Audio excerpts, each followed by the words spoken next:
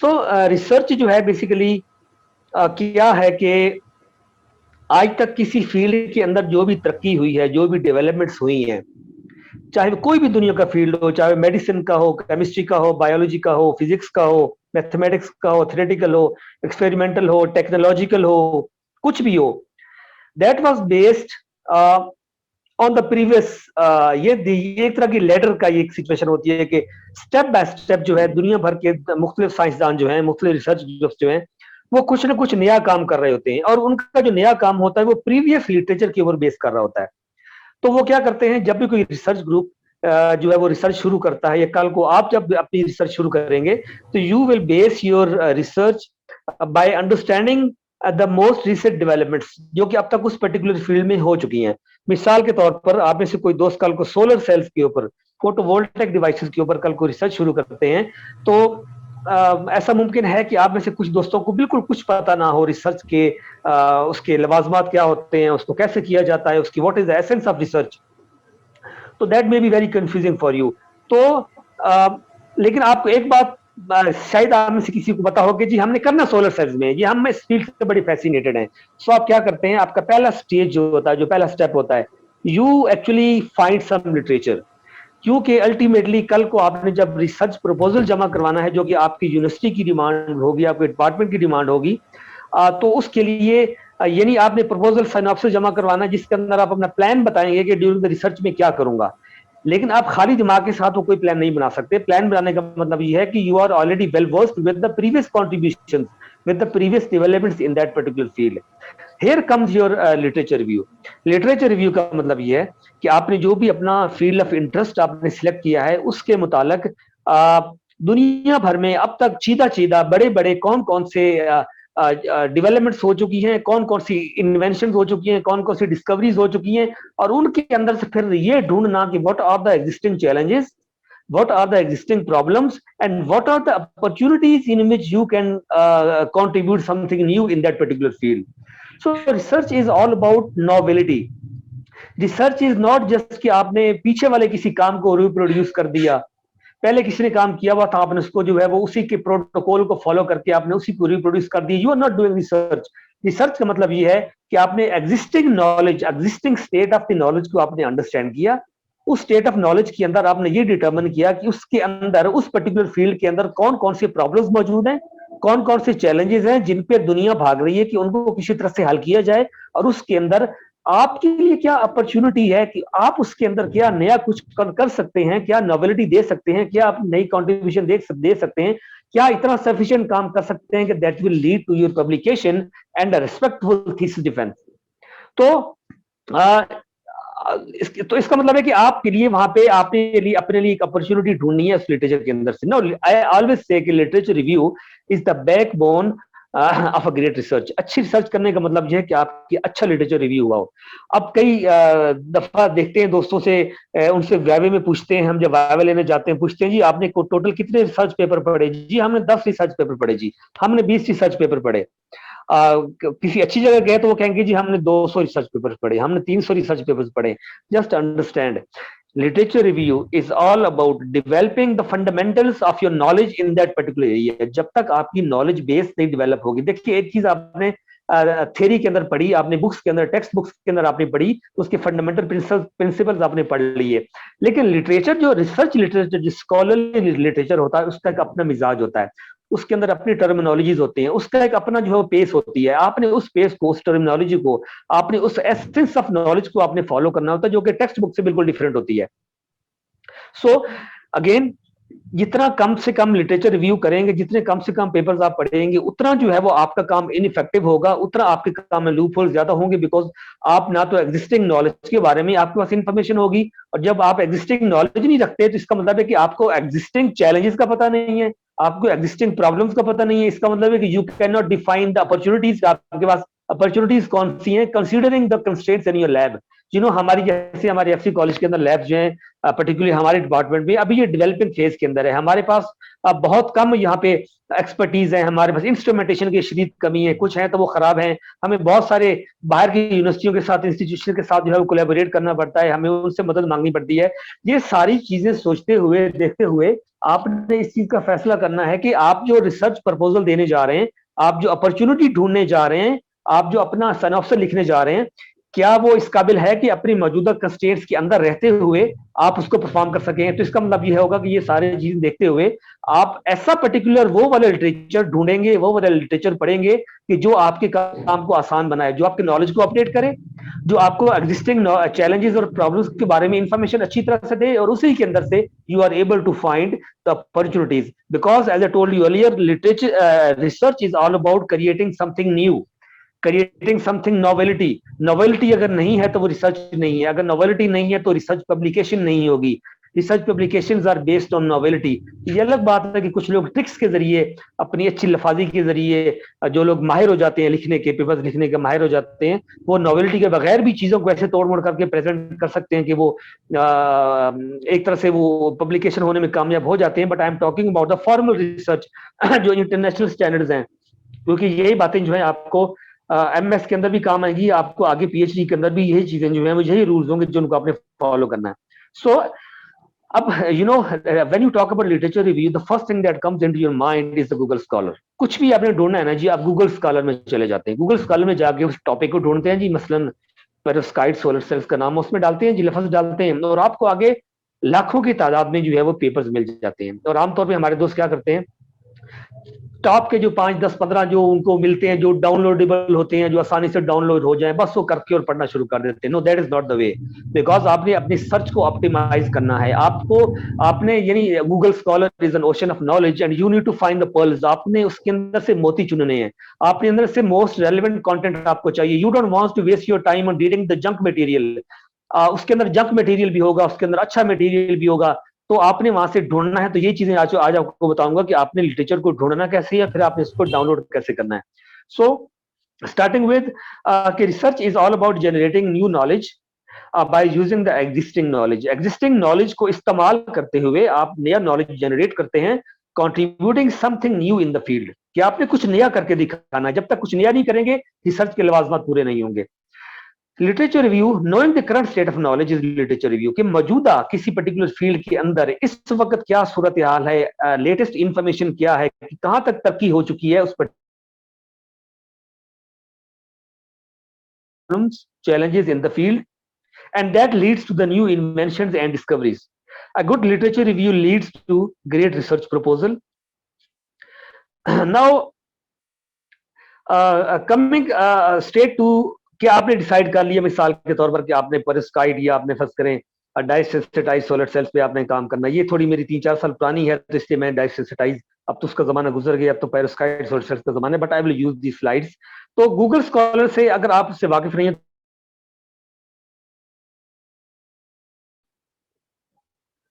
ये है जी Google Scholar. You just put scholar.google.com। Google Scholar के अंदर जो है आप स्कॉलरली लिटरेचर, रिसर्च से रिलेटेड दुनिया, इसके अंदर दुनिया जहान की बुक्स, दुनिया जहान के रिसर्च पेपर्स, पेटेंट, सब कुछ जो है वो इसके अंदर पड़ा है। This is search engine dedicated for the scholarly work. तो इसको आप इसके अंदर आप जो भी पुट करेंगे, आप उसके बारे में चीजों को ढूंढ सकेंगे। अगर आप किसी मिसाल के तौर पर, let me show you my, जैसे मैंने यहाँ पर स्काई रिसोर्सेज का लफ्ज डाला हुआ है, तो जब मैं इसके ऊपर करूंगा तो ये आपको यहाँ पे दे देगा। अब नो दिस इज, मैं चूंकि एंड्रॉइड फोन यूज कर रहा हूँ, तो यहाँ पे आपको वो नहीं आ रहा है कि इसके टोटल कितने रिजल्ट्स हैं। But when you use it on the desktop, तो आपको यहाँ पे लाखों की तादाद में आ जाएंगे कि इसने कितने जो है वो लाखों की तादाद में पेजेस को सर्च किया है। तो let me try, may be अगर मैं इसको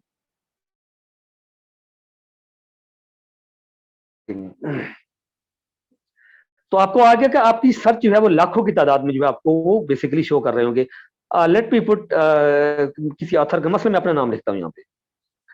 मैं पब्लिकेशन के अंदर अपना नाम यूज करता हूँ, सकलैन एशिया। तो यहाँ पे आप देख सकते हैं, आप किसी के बारे में भी यहाँ पे नाम डालेंगे तो वहां पे आप देख सकते हैं। यहाँ पे आपको डेस्कटॉप यूज ज्यादा अच्छा होता है, उसके अंदर आपको कुछ प्लॉट्स भी नजर आ रहे होते हैं, इस तरह के मैट्रिक्स आपको नजर आ रहे हैं। यहाँ पे बस यहाँ पे इसको, these are my research papers, मिसाल के तौर पे मैं इनको यहाँ पे कर सकता हूँ। सॉर्ट कर सकता हूँ। नहीं, मैं let me click on it, मुझे इसको क्लिक करना होगा अपने पर, सॉरी।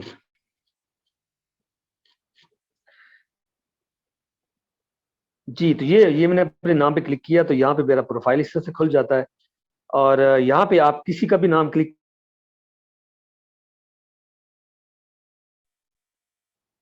साइटेशंस भी आप, ये आपको हर पेपर मेरा जो है वो साइटेड है, वो आपको यहाँ पे ऐसे नजर आ रहा है। साइटेशन के, साइटेशन का मतलब ये होता है कि कितने लोगों ने आपके काम को साइट किया है। आप ईयरली भी इसको फाइंड कर सकते हैं, मतलब यहाँ जाएं, यहाँ पे आप इसको कर सकते हैं सॉर्ट बाय ईयर। तो किसी के अपने लेटेस्ट पेपर्स, फर्ज करें किसी ऑथर के लेटेस्ट पेपर्स आपने पढ़ने हैं, तो as you see in this, मैंने इसको ईयर के हिसाब से किया कि यू कैन सी 2021 में मेरा एक इस ओमेगा में पब्लिश हुआ है। एक दूसरा जर्नल ऑफ टिश्यू इंजीनियरिंग में 2021 में अब तक 2 पेपर हो चुके हैं। 2020 में जो है मेरे 5-6 पेपर्स हैं। सो इस तरह से आप ईयर्स के साथ साथ आप इसको चीजों को जो है वो देख सकते हैं। राइट साइड पे आपको साइटेशन नजर आ रही होती हैं। सो अगर आप किसी पर्टिकुलर ऑथर को पढ़ना चाहते हैं तो दिस इज द वे कि आप उनकी जो है वो साइटेशन के लिहाज से देखना चाहते हैं, आपकी साइटेशन जो उसकी सबसे अच्छी किस पेपर की है, तो आप उस पेपर को पढ़ना चाहेंगे तो यू कैन सी कि इस पेपर की 81 साइटेशन है, तो अगर ये फील्ड आपसे रिलेटेड है तो you can read it. So this is how you actually find, किसी डिफरेंट किसी ऑथर को आपने ढूंढना है कि अगर आपका काम उसके काम से बिल्कुल मुताबिकत रखता है तो आप किसी एक ऑथर को जाके ढूंढ कर उसी की चीजें जो है वहां से डाउनलोड करके आप उनको पढ़ना शुरू कर दें। लेकिन अगर आपने जनरली एक सर्चिंग करनी है तो आप क्या करते हैं, मिसाल के तौर पर मैंने यहाँ पे लिखा पेरोस्काइट सोलर सेल्स। अब पेरोस्काइट सोलर सेल्स के अंदर मैंने एनी टाइम यहाँ पे डाला हुआ है। ओके, अब आप देखें, अब जो मैं आपको बात समझाना चाह रहा हूं, आपने किस चीज का ख्याल रखना है। आपने ये देखना है हर आर्टिकल का, यानी जिसके 2-3 फेजेस होंगे रिसर्च, ये है कि आप यहां से एनी टाइम के ऊपर करके, एनी टाइम के ऊपर आप इसको करेंगे और उसके बाद आपने वो वाले पेपर्स देखने हैं जिनका साइटेशन इंडेक्स बहुत ज्यादा है। मिसाल के तौर पर ये जो पेपर है, it was cited by 5415 times. ये 2014 का पेपर है, 6 साल पहले ये पेपर आया था। And it was cited by 5400 लोग अब तक इसको अपने, अब you know this is a big number. ये साइटेशन क्या होती है बेसिकली? साइटेशन का मतलब ये होता है कि मिसाल के तौर पर मैंने गया, अब वो डिपेंडिंग ऑन कि मेरा टाइटल, मेरा काम कितना वर्थफुल है, कितना कैची है, कितना इंटरेस्टिंग है और वो किस तरह के जर्नल में छपा हुआ है। जो फैंसी जर्नल्स होते हैं, जो बहुत अच्छी कंपनीज के जर्नल्स होते हैं, मसलन अमेरिकन इंस्टीट्यूट ऑफ फिजिक्स हो गया या इंस्टीट्यूट ऑफ फिजिक्स हो गया, या जैसे royal society of chemistry RSC, जैसे अमेरिकन केमिकल सोसाइटी ACS, तो ये जो बड़ी बड़ी फैंसी कंपनीज है ना, ब्रांड नेम्स हैं, अगर इनके जर्नल्स के अंदर आपका पेपर पब्लिश होता है ना, तो फंडामेंटली उनकी रीच बहुत ज्यादा होती है, क्योंकि को पता है कि उसके अंदर सिर्फ उस बंदे का पेपर पब्लिश होगा जिसका काम की जो वर्थ होगी, जो बड़े एलीट किस्म के लोग होंगे। तो और जब उनकी रीडरशिप बढ़ जाएगी तो फिर जब वो अपना पेपर लिखने बैठेंगे तो वो चूंकि इस तरह के पेपर्स के ज्यादा पढ़ रहे होंगे, तो वो फिर काम का प्रीवियस काम में जो हवाला दिया जाएगा ना, उन्हीं पेपर्स का दिया जाएगा। मिसाल के तौर पे मेरा पेपर जो है वो 3-4 साल पहले पब्लिश हुआ और वो काफी अच्छा पेपर था और अच्छे जर्नल में गया था मिसाल के तौर पर, और लोगों ने उसको जब पढ़ा, बहुत सारे लोगों ने उसको पढ़ा, फिर जब वो लोग अपने अपना पेपर काम अच्छा होगा तो मेरे काम का हवाला दिया जाएगा। और इस तरह से क्या होगा, वो अपने हर हर पेपर के अंदर जो जो बंदा मेरा पेपर का नाम डालेगा, तो लेटर ऑन जब वो उनके मसलन फर्ज करें कि 1 साल के अंदर पहले साल ही उन्होंने फर्ज करो 100 लोगों ने मेरा पेपर साइड कर दिया, तो वो 100 पेपर जब ऑनलाइन आएंगे ना, तो वो सारे की सारी उनकी ऐसी इंडेक्सिंग हो जाएगी ऑनलाइन कि मेरे उस पर्टिकुलर पेपर के अगेंस्ट नाम लफज आ जाएगा। ये 100 साइटेशन हो चुकी हैं 1 साल के अंदर अंदर।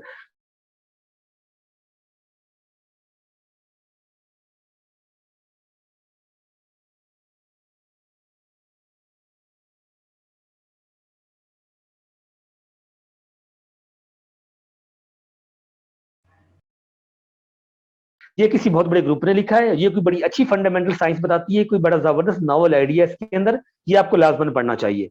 फिर इसके बाद आप और पेपर ढूंढेंगे, एक 1666 वाला है, ये भी आपकी मर्जी है, एक 735 वाला है। सो देर आर वेरियस ऑप्शन के। पहली जो आपने जो चीज देखनी है वो है डिपेंडिंग ऑन आपका साइटेशन इंडेक्स, बेसिकली आपने देखना है। आप यानी वो प्ले पेपर सिलेक्ट करेंगे कि जो जिनका साइटेशन इंडेक्स बहुत अच्छा होगा। साइटेशन इंडेक्स अच्छा होने का मतलब ये है कि वो कोई बहुत अच्छा पेपर है, उसके अंदर बड़ी काम की, बहुत ही ज्यादा काम की इंफॉर्मेशन है, 1125 वगैरह वगैरह। तो अब ये आपको बताना था कि आपने बेसिकली चीजों को देखना कैसे है। अच्छा, इसके अंदर ईयर आपने एनी टाइम किया, अब आपने क्या किया, इसके अंदर आपने तकरीबन को मिसाल के तौर पर एनी टाइम के अंदर आपको जाते हैं, किस यूनिवर्सिटी में पढ़ते हैं, आपका क्या है शौक काम करने का, उसके मुताबिक आप 10 20 30 40 आप जो भी हैं एनी टाइम को देखते हुए सिर्फ आपने साइटेशन के लिहाज से आपने पेपर्स को हाईलाइट कर लेना है और उसको आपने डाउनलोड करके जो है ना अब आपने उनको रख लेना संभाल के। लेकिन आपको सिर्फ आप देखें ना एनी टाइम के अंदर आमतौर पर जो हाई साइटेशन पेपर्स होते हैं they are coming from the old dates, पुराने 10 10 साल पुराने पेपर हो सकते हैं, 15 साल पुराने पेपर हो सकते हैं। अब मिसाल के तौर पर फोटोवोल्टिक डिवाइसेस के ऊपर 10 15 साल पुरानी जो इन्फॉर्मेशन है वो बहुत आउटडेटेड इन्फॉर्मेशन,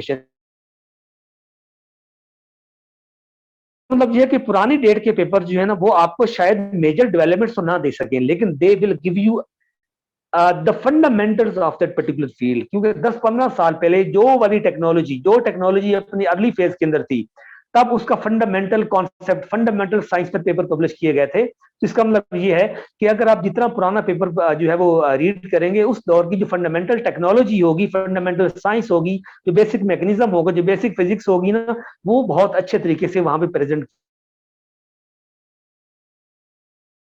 फील्ड के स्टार्ट का जो है ना वो आपको साइंस, आपको नॉलेज बता रहे होते हैं, और जो कि ज्यादातर टारगेट कर रही होती है फंडामेंटल एंड बेसिक साइंस को, वो आपको जरूर पढ़ना चाहिए, क्योंकि जब तक आपकी फंडामेंटल और बेसिक साइंसेज अच्छी नहीं होंगी तब तक जो है वो आप एडवांस चीजों को नहीं समझ सकेंगे।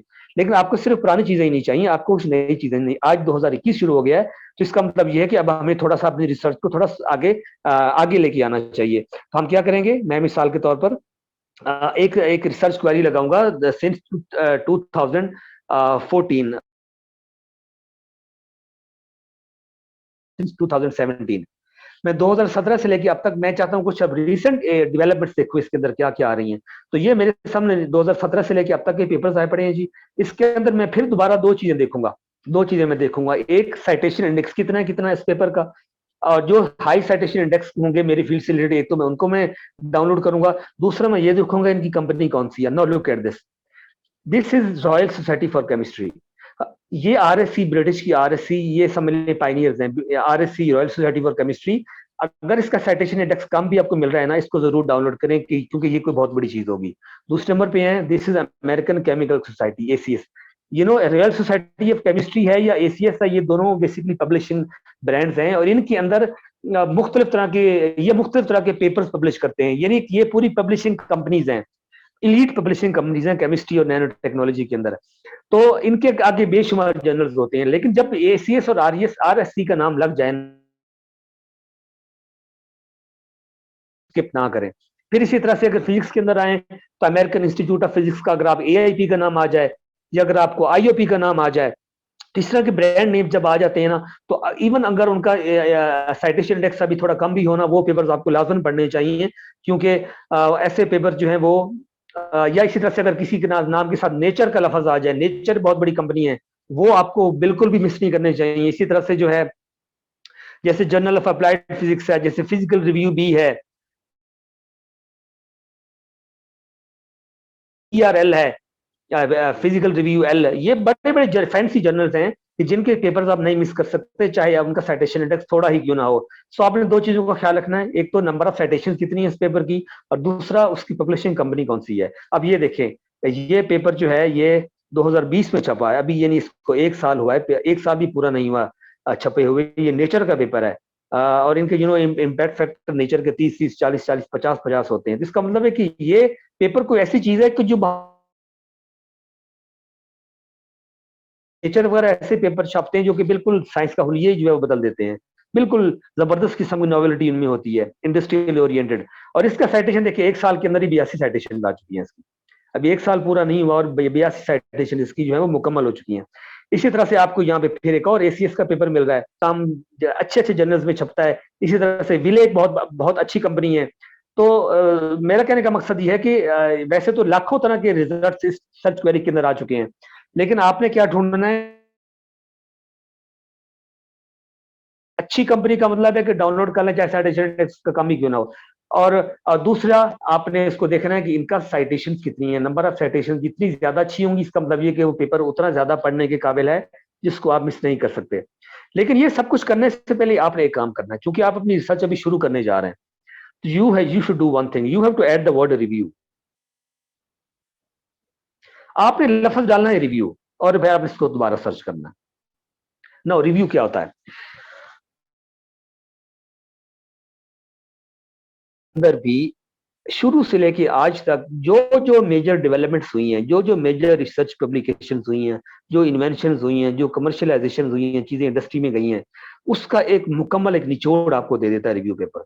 Review paper does not contribute anything new, बजाते खुद वो कोई नई चीज नहीं दे रहा होता, लेकिन वो क्या करता है, शुरू से लेके आज तक होने वाली तमाम डेवलपमेंट्स, जो चीदा चीदा अहम अहम जो साइंटिफिक इन्वेंशन हैं, जो साइंटिफिक डिस्कवरीज हैं, जो साइंटिफिक फाइंडिंग्स हैं,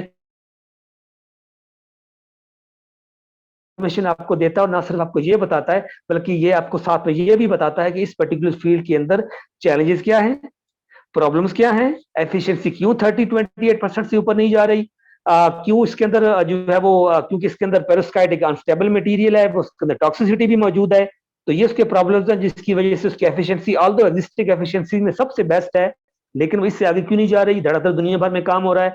तो टारगेट क्या है जी, टारगेट ये है कि इसके अंदर जो है वो स्टेबिलिटी को जो मेंटेन,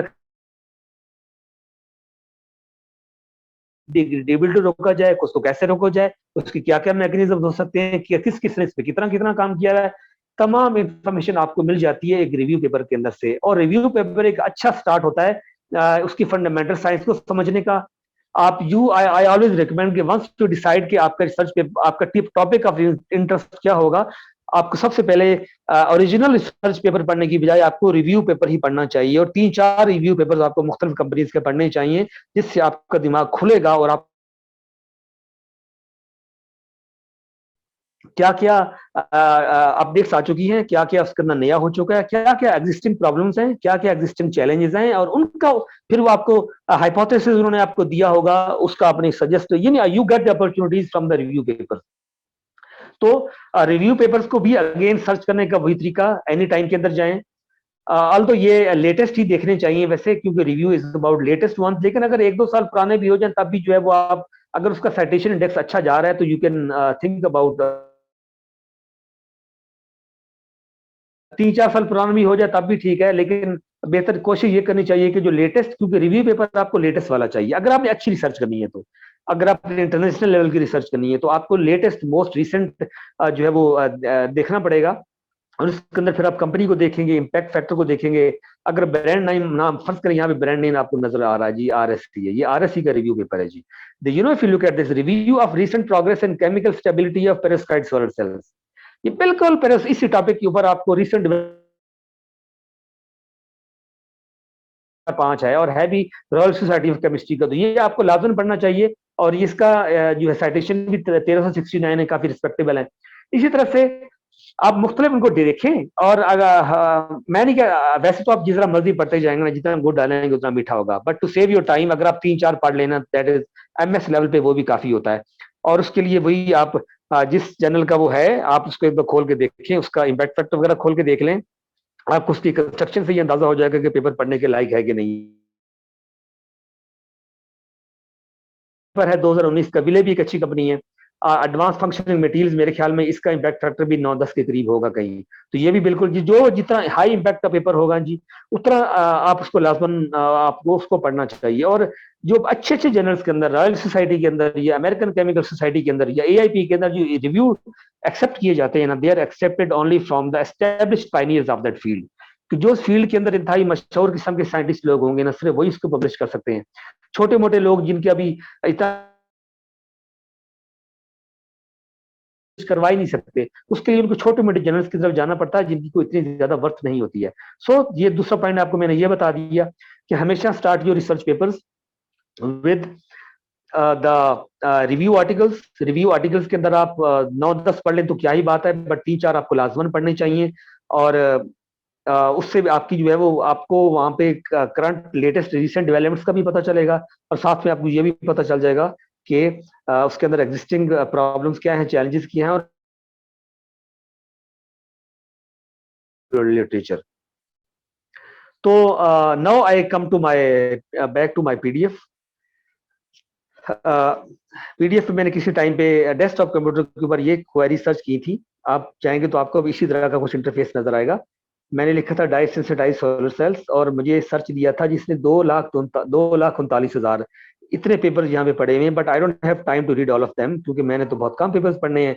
तो सबसे पहले मैंने सर्च की थी एनी टाइम की। एनी टाइम के अंदर देखें 2003 का पेपर 4272 दफा, ये पेपर नीचे वाला एसीएस का, ये तो मैं लाजमन पढ़ूंगा जी क्योंकि ये तो है भी एसीएस का, है भी 6398 इसके साइटेशन है, ये तो मस्ट पढ़ने वाला है जी।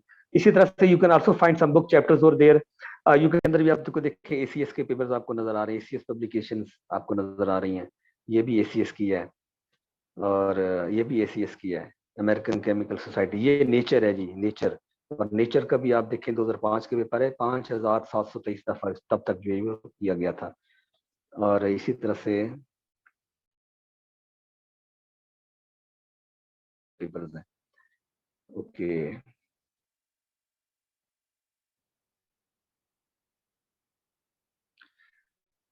ये फिर आप देखें इनके अंदर ये सारी मतलब साइटेशन इंडेक्स के लिहाज से इनको मैंने टैग किया हुआ है। इसका मतलब है कि अब आप रिव्यू आर्टिकल्स पढ़ने के बाद आपको थोड़ा ये भी अंदाजा हो जाता है कि बजाते खुद ये जो फील्ड है ये बहुत खुला चौड़ा लंबा चौड़ा फील्ड है। तो इसके अंदर आपने क्या करना है भाई, ये तो बहुत बड़ा एक समंदर है इल्म का, लेकिन आपने तो अपने आप को नैरो डाउन करना है, आपने तो अपने आप को फोकस करना है। तो जब आपको 4 5 6 अच्छे रिव्यू पेपर्स पढ़ लेंगे ना, तो कंसीडरिंग योर क्या क्या अवेलेबिलिटी है फैसिलिटीज की, यानी you don't want to go into a project that is not even practical, जिसका आपको पता है कि शायद वो कल को मुकम्मल ही ना हो सके। आप कोई ऐसा प्रपोजल नहीं बनाएंगे जिसके बारे में आपको शक हो कि आपको पता नहीं कल को मुकम्मल होगा कि नहीं होगा, क्योंकि आपकी डिग्री लटक जाएगी। कोई state of the art technologies आप उसके अंदर मेंशन नहीं करेंगे कि जो आप इनकी आपको आसानी से एक्सेस ही नहीं हो सकती है। So considering your constraints in the laboratory, आप उसके मुताबिक जो है वो दिमाग में सोचेंगे कि यार मुझे इसके अंदर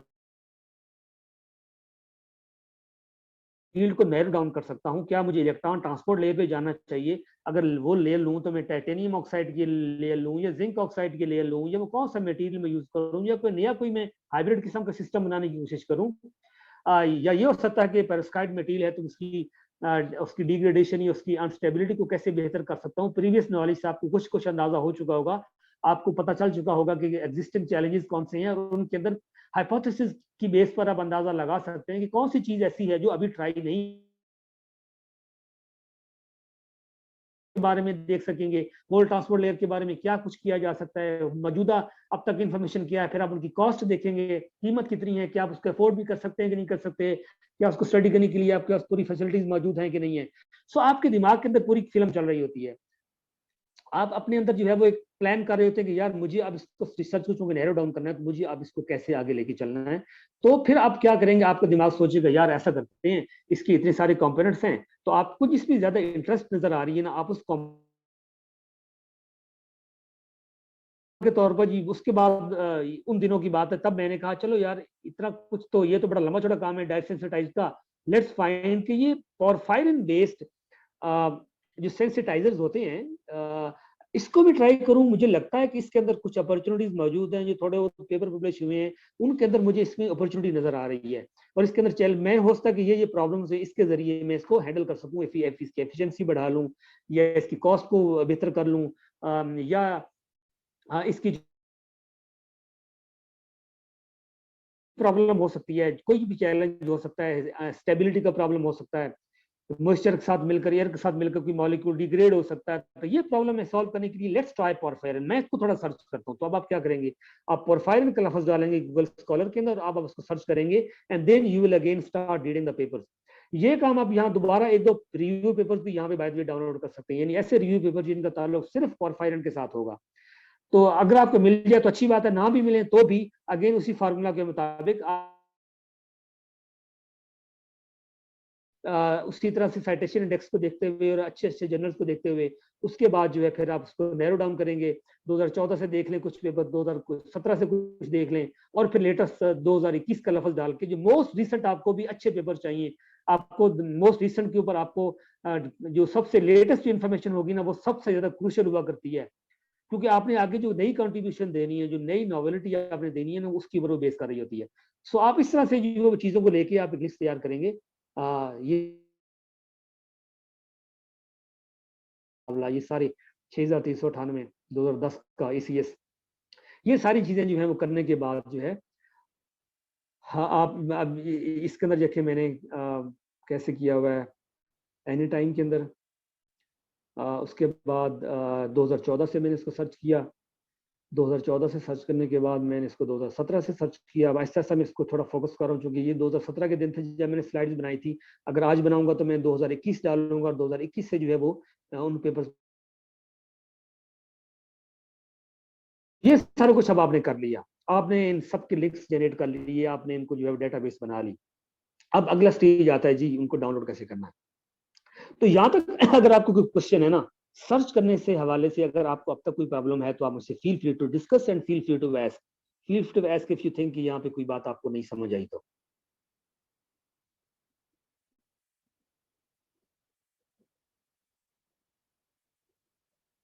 एनीवन?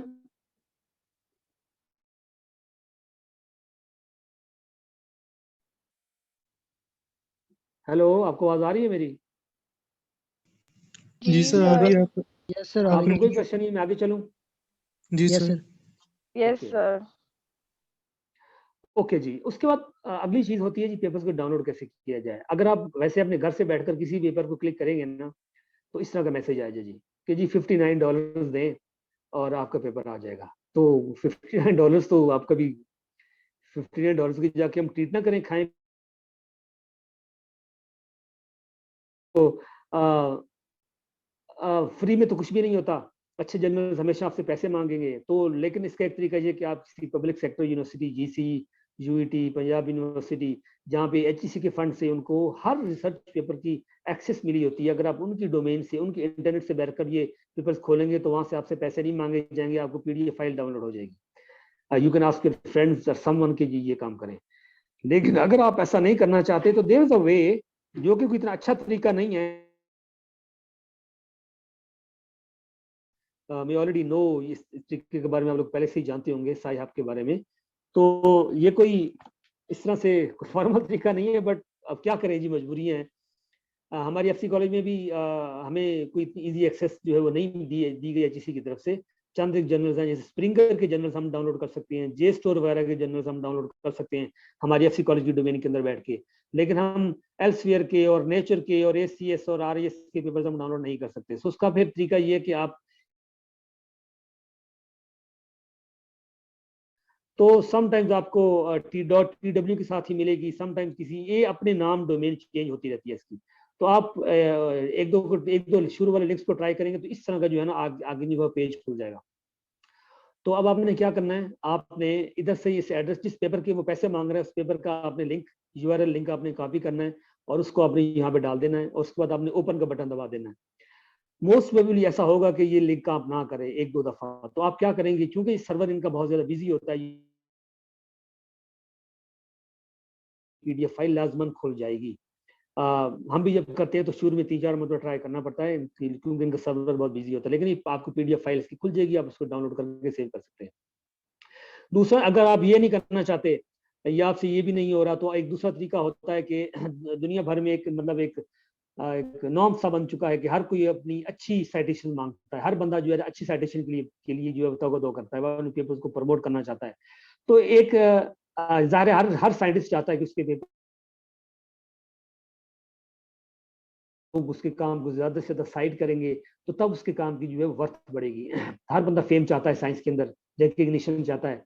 तो रिसर्च गेट एक मीडियम, एक प्लेटफॉर्म है। समझ लें कि it is a kind of Facebook of researchers. जैसे फेसबुक है ना मीडियम, इसी तरह से समझ लें रिसर्च गेट उसी तरह से काम करता है। लेकिन we don't call it a Facebook, it is researchgate.com। आप वहां पे अपना अकाउंट बनाएं और उसके अंदर जाकर यहाँ अकाउंट, खैर मैं तो हाँ, हम तो पेपर सर्च करने की बात कर रहे हैं। तो आपको फर्स्ट करें कोई पेपर मिलना चाहिए,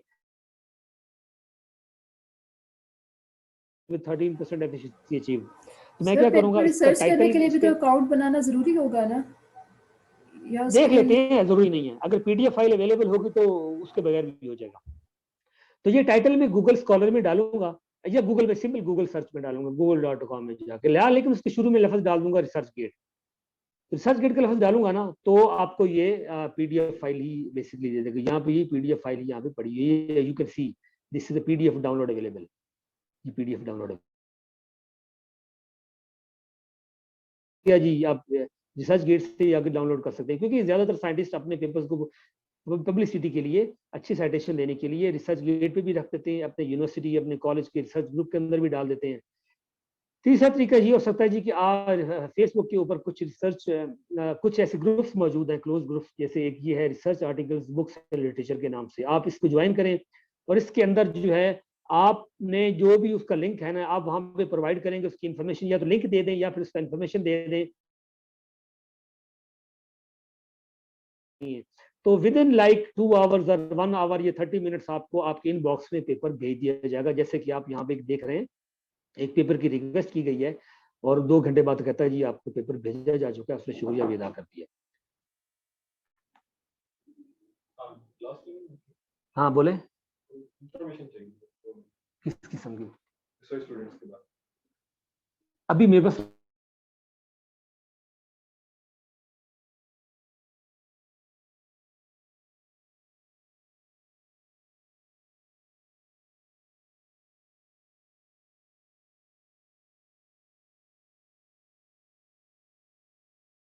ऑथर का, यानी जब आप खोलेंगे ना तो उसके कॉरेस्पॉन्डिंग ऑथर का वेबसाइट ईमेल किया होगा एब्स्ट्रैक्ट के साथ। पूरा पेपर तो नहीं खुलता, यानी जब आप गूगल स्कॉलर पे उस पेपर को ढूंढ के आप उसको क्लिक करेंगे तो आपसे पैसे मांगेगा, तो आप क्या करेंगे, आप उसका ईमेल उसके अंदर से आपको कहीं पड़ा नजर आ जाएगा, लाजम तो मेहरबानी करके आप मुझे इसको करवाएं, तो आपको भेज देगा। ले जी, अब आपने क्या किया, आपने काफी सारे पेपर तैयार कर लिए, मिसाल के तौर पे आपने 40-50 पेपर्स आपने डाउनलोड करके साथ में रख लिए, आपको जो ठीक लगा आपने उनको डाउनलोड कर लिया। लेकिन अब आपने अभी तो उनको पढ़ना शुरू नहीं किया, आपने तो अभी उनको पढ़ना शुरू नहीं किया, तो अब आप उनको पढ़ेंगे कैसे? क्योंकि अभी देयर आर ग्रेटर चांसेस कि उन पेपर्स के अंदर से भी ऐसे बेशुमार पेपर्स होंगे जो कि आपके लिए जंक होंगे। देखा तो आपको लगा यार ये तो सारा मैथमेटिकल मॉडलिंग है, ये तो कंप्यूटर सिमुलेशन है जिनका मेरे काम से ताल्लुक ही कोई नहीं है, या कोई ऐसा जो है उसके अंदर होगा कि अब आपको लगेगा कि यार ये तो काम बहुत एक्सपेंसिव डिवाइसेस पे होने वाला काम है, ये काम तो मेरे कहाँ, यहाँ पे मेरे बस में पाकिस्तान में डिवाइस ही नहीं है, तो लिहाजा उसको छोड़ दो। उसका आपने कैसे, ये अब आपने टाइम कैसे बचाना, because you don't have time to read each and every research paper, कि आप पूरा पेपर पढ़ के देखें जी फिर आपको पता चले नहीं यार ये तो जंक है, उसको उठा के आपने। अब देखिए रिसर्च पेपर पढ़ने के ना 3-4 मुख्तलिफ तरीके होते हैं, इस अंदाज से पढ़ सकते हैं। मिसाल के तौर पर पहला अंदाज पेपर का, जो सबसे पहले आप अंदाज पेपर है ना आपका पेपर पढ़ने का, आप उसको खोलेंगे, आप उसको पहली नजर में देखेंगे कि क्या ये पेपर आपने आगे पढ़ना है कि नहीं पढ़ना, क्या ये पेपर पढ़ने के काबिल है कि नहीं काबिल है। तो आपने क्या करना है, आप उस पेपर की पीडीएफ खोलेंगे, उसके बाद आपने क्या करना, उसका टाइटल देखें, टाइटल देखने के बाद एब्स्ट्रैक्ट पर एक नजर दौड़ाएं, क्योंकि तब तक आपका दिमाग जो है ना वो बन चुका होता है कि आपको खासतौर पर रिव्यू पेपर्स पढ़ने के बाद आपका दिमाग डिस्कशन के अंदर होंगे, तो आपको अंदाजा होता है कि मुझे आगे अपने काम को किस तरफ लेके चलना है। तो आप एब्स्ट्रैक्ट पे नजर डराएंगे, उसके बाद आपने क्या करना है, सिर्फ उनके पिक्चर्स पे जो भी ग्राफ्स होंगे, जो प्लॉट्स लगे होंगे ना, आपने तेजी से उनको देखते जाना है। आपको पहली नजर में पहले 2-3 मिनट के अंदर अंदर अंदाजा हो जाएगा कि ये क्या पेपर आपने पढ़ना है, किसको डिलीट करना है। तो अगर वो डिलीट करने वाला पेपर है, आपके काम का नहीं है, डिलीट कर दे, don't waste time on that paper, अगले पेपर पे आ जाए। सारे पेपर को पहली नजर में से 20 पेपर आपने डिलीट कर दिए, पीछे 30 पेपर रह गए।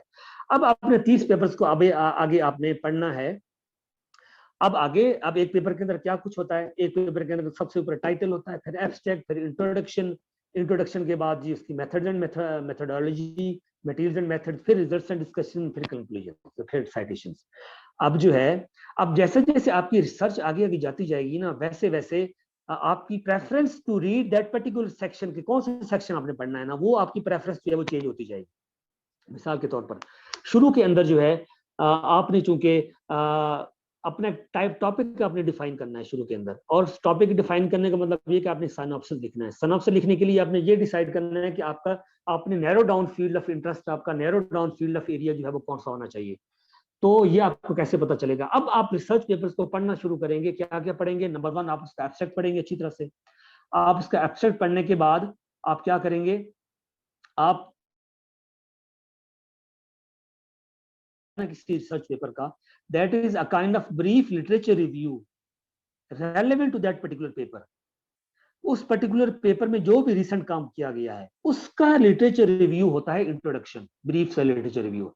तो आपको अंदाजा हो जाएगा कि पीछे वाली कहानी क्या थी, और लिटरेचर रिव्यू और इंट्रोडक्शन के एंड पे आखिरी 2-3 लाइनों में हर ऑथर जो है प्रीवियस लिटरेचर को कनेक्ट कर रहा होता है विद हिज ओन, जो वो अभी अभी आगे वो प्रेजेंट करने जा रहा है पेपर के अंदर।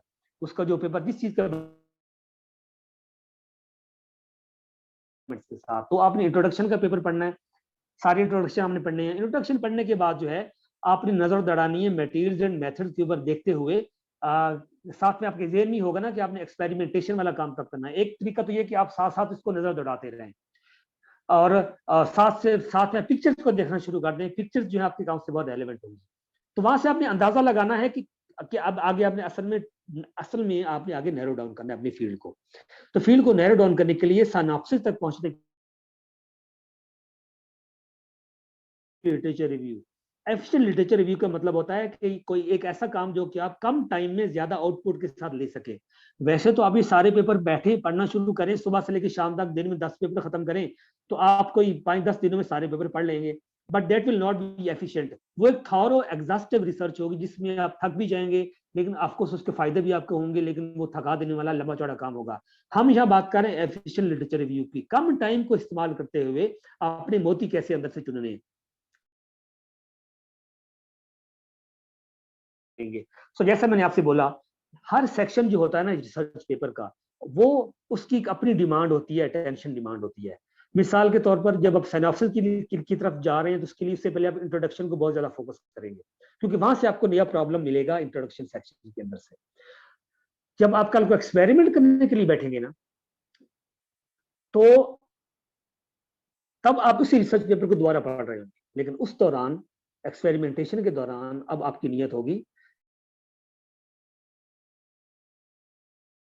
उसको आपने कैसे एफिशिएंट बनाना है। आपका सारा का सारा दिमाग जो है वो इंट्रोडक्शन पे नहीं होगा, वो सारा का सारा दिमाग लग जाएगा मटेरियल एंड मेथड्स के ऊपर। तो उस दौरान आप मटेरियल एंड मेथड वाले सेक्शन पे फोकस कर रहे होंगे।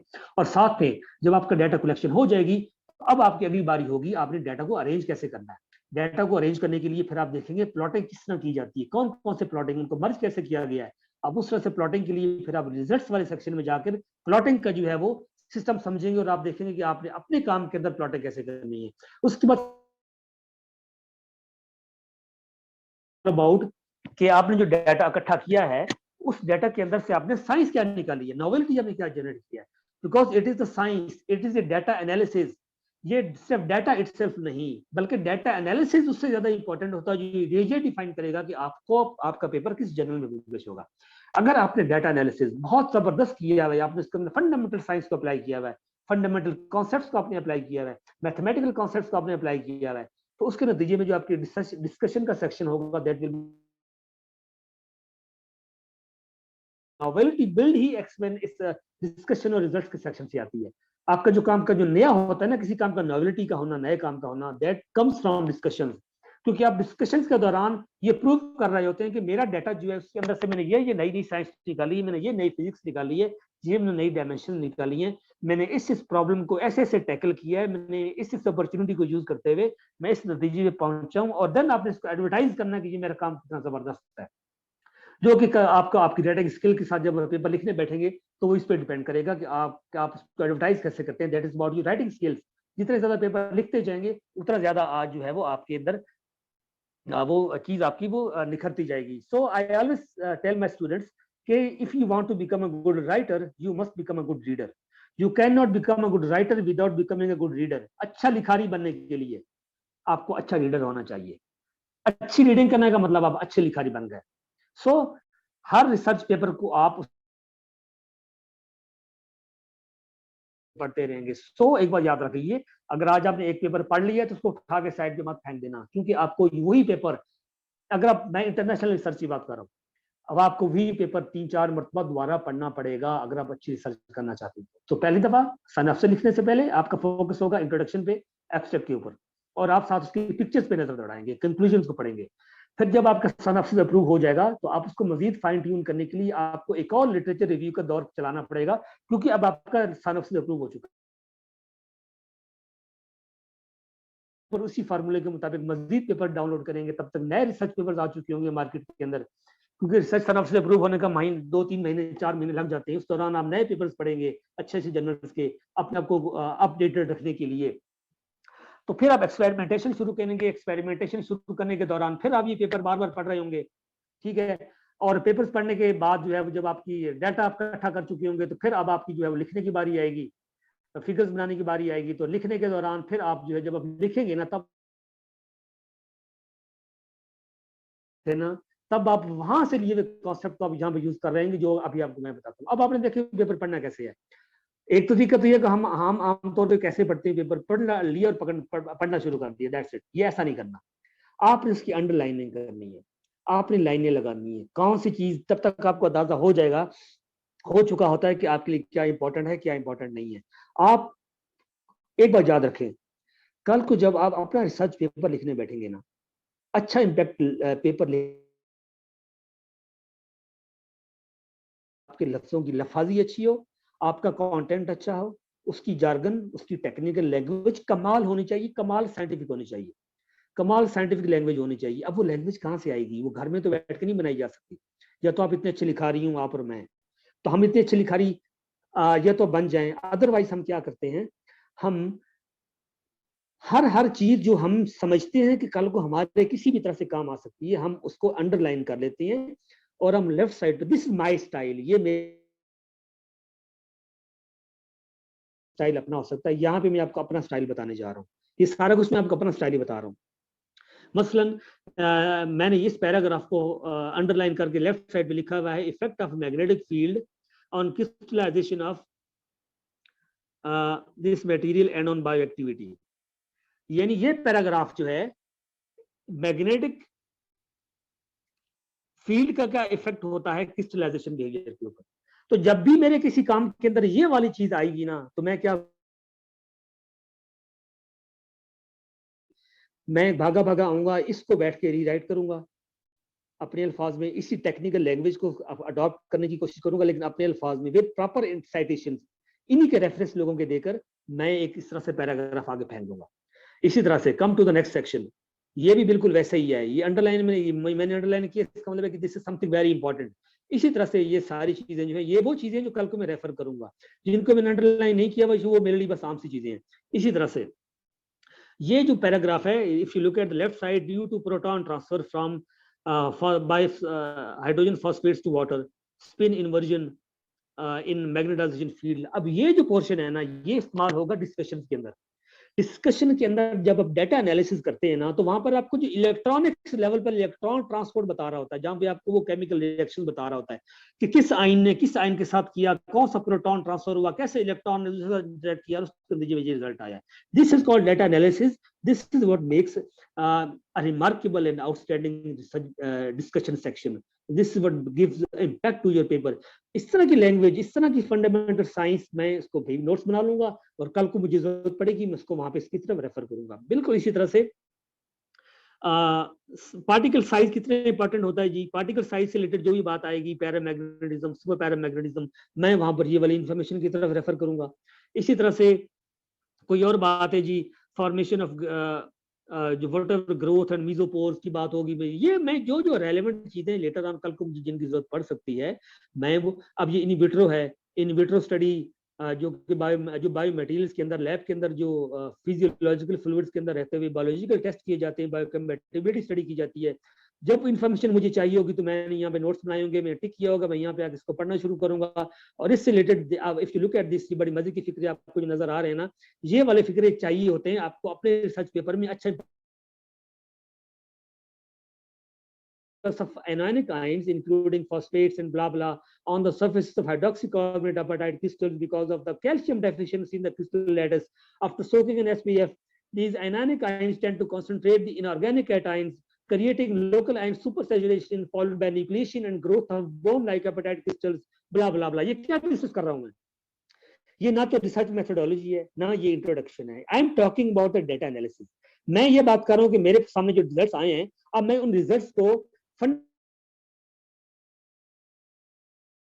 दे रहा हूँ कि मेरा काम क्यों इंपॉर्टेंट है, ये क्यों अच्छे इम्पैक्ट फैक्टर पेपर के अंदर जाना चाहिए. मैं ये जस्टिफाई कर रहा हूँ by telling these ion exchange methods को यूज करते हुए. मैं ये बताने की कोशिश कर रहा हूँ कि मैंने बड़ी डिटेल से ये काम किया है. मैं जस्टिफाई कर रहा हूँ कि मेरा काम बड़ा नया है. ये सारी बात मैं कर रहा हूँ आपसे कि इस तरह की चीजें कल को आपको जब जरूरत पड़ेगी तो you will be referring back to these sections, और इन चीजों को जो है कल को आप इस्तेमाल करेंगे. So you will save them. आप पेपर पढ़कर फेंक नहीं देंगे. बिल्कुल इसी तरह से ये चीजें भी ऐसे ही, एंड सो ऑन. इस तरह से जो है ये आप नोट्स इनका तैयार करेंगे जी, हर पेज को. और ये मुख्तलिफ जगहों पे कभी कोई इंट्रोडक्शन में चीज आ रही होगी, लेकिन ये इनका मकसद आपका ज्यादातर होगा रिजल्ट्स एंड डिस्कशंस. खास तौर पर जब आप डेटा एनालिसिस कर रहे होंगे, जब आप डिस्कशन का सेक्शन कर रहे होंगे ना, तब ये चीजें आपको काम आएंगी. और यही चीजें जब आप इनको रीराइट करके अपने लफ्जों में अपने कॉन्टेक्स्ट के अंदर प्रेजेंट करेंगे ना, तो आप देखेंगे कि आपका इम्पैक्ट फैक्टर कहाँ चला जाता है. और उसके बाद जब आपने सारा पेपर पढ़ लिया ना, अब आपने फर्ज करें तो 200-300 पेपर डाउनलोड करके रखे हुए हैं. आपका रिजल्ट आया और आप चाहते हैं यार मैंने पेपर पढ़ा था, पता नहीं यार कौन सा पेपर था. आप क्या करेंगे? या तो सारे 200-300 पेपर पढ़ना शुरू कर दें दोबारा नए सिरे से, उनको खंगालें, सब खपाएं, अपना 5-5-6 घंटे लगाएं. नहीं जी, पेपर नहीं मिल रहा. उसका तरीका क्या है? हर पेपर के अंदर से जो चीदा चीदा नुक्ते हैं, जो चीदा चीदा अहम अहम पॉइंट्स हैं, जो अच्छे अच्छे टेस्ट किए गए हैं, कैरेक्टराइजेशन की टेक्निक्स बहुत ज्यादा जो इसमें होती हैं, वो भी आप यहाँ मेंशन करेंगे कि कौन कौन सी. अगर आप कैरेक्टराइजेशन टेक्निक्स पर लिखने की जब बैठेंगे ना, वो वाला पोर्शन अपने पेपर का, देन प्रेजेंट कर रहे हैं. तो if you look at this, मसलन इस पेपर को मैंने कैसे किया है, इंट्रोडक्शन, मतलब मसलन इस पेपर में मुझे क्या अच्छा लगा था जी, मैंने इसके नोट्स बना लिए. मुझे इंट्रोडक्शन सेक्शन अच्छा लगा. Effect of magnetic field Fe3O4 on nucleation, crystallisation and bioactivity. फिर इसके अंदर मुझे प्रोटॉन ट्रांसफर का कॉन्सेप्ट अच्छा लगा. मुझे स्पिन वगैरह, स्पिन इन्वर्जन का कॉन्सेप्ट बड़ा अच्छा लगा. मुझे पैरामैग्नेटिज्म का कॉन्सेप्ट अच्छा लगा. फिर मीजोपोरस, फिर कार्बोनेट आयन सब्स्टिट्यूशन कैसी होती है, वो उसकी रिएक्शंस, उसकी सारी डिस्कशन मुझे अच्छी लगी. पैरामैग्नेटिज्म का कॉन्सेप्ट मुझे बड़ा अच्छा लगा पेपर में. जो जो चीजें मुझे अच्छी लगी, जिनके बारे में मुझे लगा कि कल को मैं इनकी तरफ रिवर्ट बैक कर सकता हूँ, वो सारी चीजें जो हैं मैंने यहाँ पर टाइटल के ऊपर लगा. No I am telling you this what I do. मैं वो बता रहा हूँ जो मैं करता हूँ, जिससे मैं कंफर्टेबल फील करता हूँ. आपकी मर्जी है आप इसको फॉलो करें या ना फॉलो करें. आई am telling you my way. This is one of the ways कि जिस तरह से आप चीजों को लेके आगे चल सकते हैं. So this ends my slide show. This ends my slideshow, and if you have any questions, you can ask.